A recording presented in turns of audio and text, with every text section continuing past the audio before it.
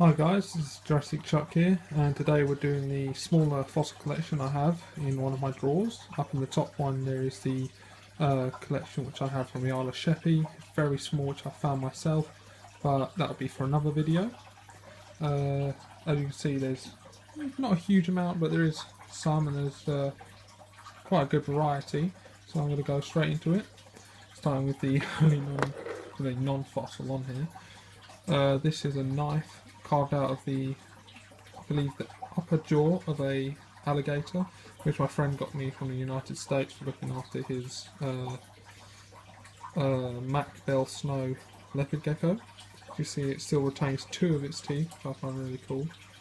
And it reminds me of Spinosaurus aegypticus in the fact that it contains these small porous indentations in the snout, which for Spinosaurus and alligators is believed to have, I believe, is used to detect sound vibrations and sound waves, so they can detect movement in the water. Considering they'll probably be in, well, for alligators they can't see too great because they're out on the water, and for Spinosaurus their snouts would just dip into the water just so these porous bits would go in along with their mouth so they could grab onto fish moving by. Here we have, if I can get it out, there we go, unidentified dinosaur reptile bone from South Dakota, USA, from Hell Creek.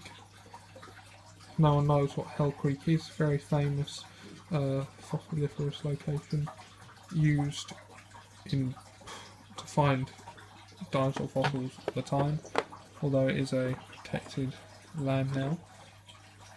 Here we have, you can see, small partial Carcharodontes megalodon from the Miocene, 15 million years old.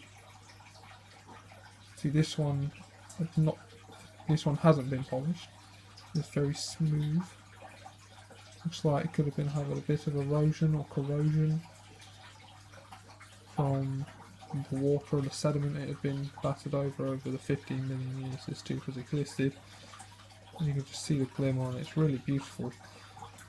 I would get more or larger megalodon teeth, but they're just not in my interest at the moment. Here we have Saltosaurus eggshell. I believe this is the only eggshell I own within my collection. This is the larger bit, and once again these do have porous indentations, tiny. I don't know if you can see the etchy detail in the eggshell, but it is relatively thick, so you can imagine how large this egg would have been if it was complete. And from the different coloration with this eggshell, I assume they're from two different localities, found in two different rocks formations. I might get more. I am planning to get a dinosaur egg if I have enough money for one. Move down to here.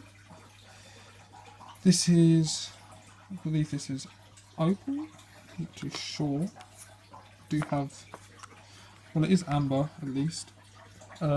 This one was very cloudy when I actually bought it. I didn't know what inclusions it had, so I asked the dealer who I got it from how I could polish it myself, and he said, I believe, use water and sandpaper, and it did actually work. I was able to identify some different types of flies. I believe it has a couple of ants in there and a spider, which I was quite happy with. A lot of debris.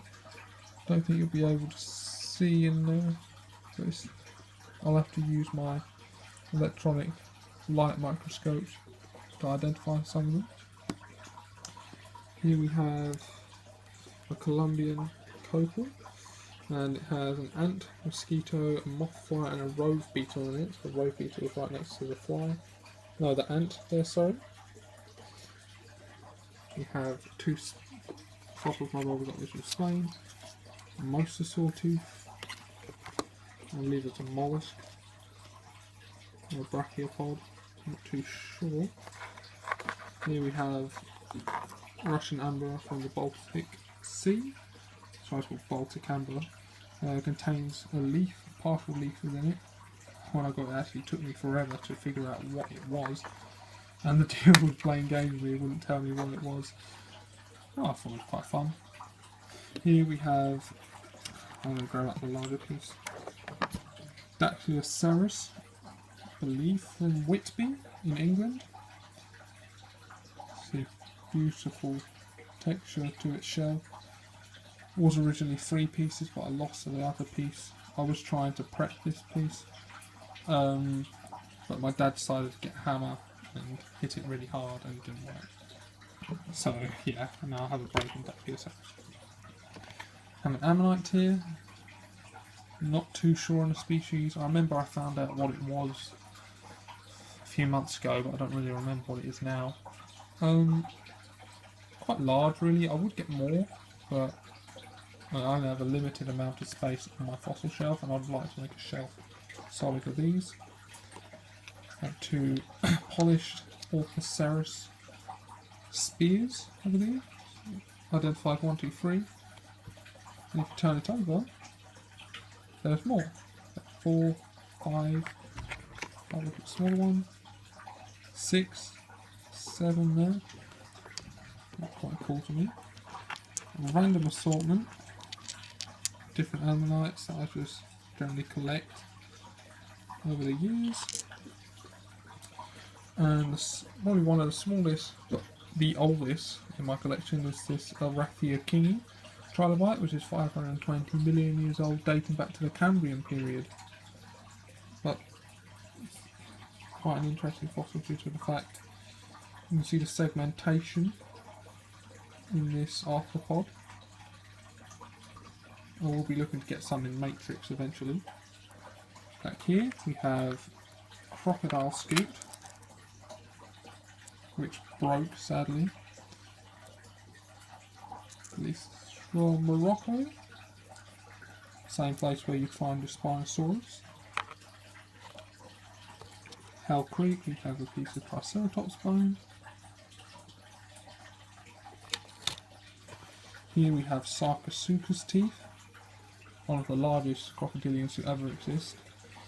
It did exist around the same time of the Spinosaurus, but most likely in different localities, especially with, I believe, the Sarcosuchus matching it in size almost, being around 40 feet long, although Spinosaurus probably would have been around 50. Here we have a Ceracopterus tooth, also from Morocco, Kem Basin. We have a smaller Spinosaurus tooth than the one which I have on my shelf. This was my first one. Here we have a couple of turtle shell fragments from the Isle of Wight in southeast England. Like that. We have an Ichthyosaur partial rib, which I believe, which the name tag says it is from Peterborough, UK. And another crocodilian tooth here, Ledysuchus, also from Hell Creek. A piece of mammoth bark, part of its tusk. Really like the patterning on this. And a random assortment of shark's teeth, which I believe are also from North Africa. This Otodus obliquus isn't from the small bag that I got with the fish with the teeth, but you can see it has ray teeth. It has some ray spines in there as well, and partial shark's teeth. Well, this one's the only complete one in there. And that's a smaller collection done. Thank you for watching again, if people are watching. But I hope to next